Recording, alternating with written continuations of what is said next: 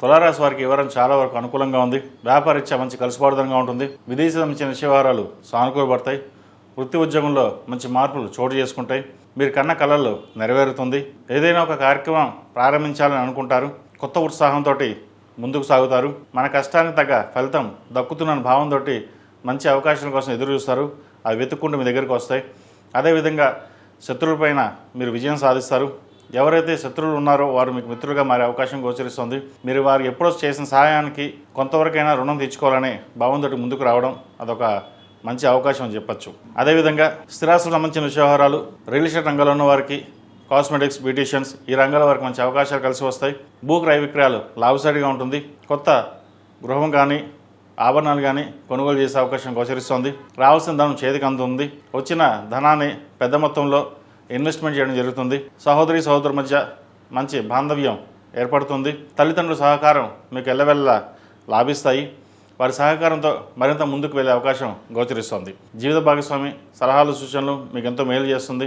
జీవిత భాగస్వామితో ఉన్న విభేదాలు ఏవైతే ఉన్నాయో అవి తొలగిపోతాయి. ఏదైనా సామరస్యంగా ఉండాలి, అందరితో కలిసిపడతనంగా ఉండాలనే భావన ఏదైతే ఉందో నెరవేరుతుంది.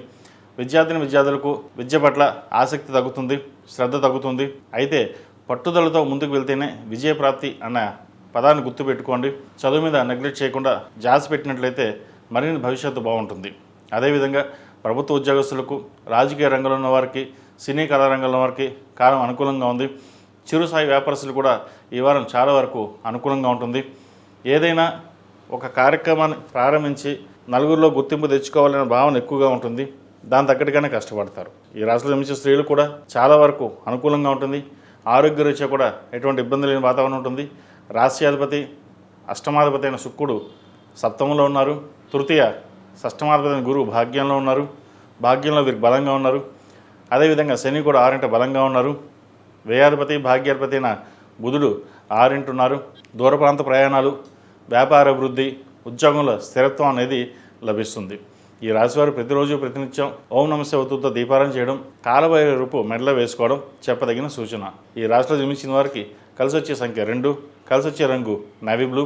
ఏదైనా పని మీద బయటికి వెళ్ళినప్పుడు సోమవారం కానీ గురువారం అడిగిన వెళ్ళండి, మంచి ఫలితాలు సంప్రాప్తిస్తాయి. ఈ పూజస్టోర్.in పసుపు కుంకుమ నుంచి దేవత విగ్రహాల దాకా అన్ని రకాల పూజలు, వ్రతాలు, గృహప్రవేశం, హోమాది శుభకార్యాలకు కావాల్సిన పూజా సామాగ్రి అంతా ఒక్కొక్క క్లిక్ తోనే మీ ఇంటి వద్దనే పొందండి. ఈ పూజస్టోర్.in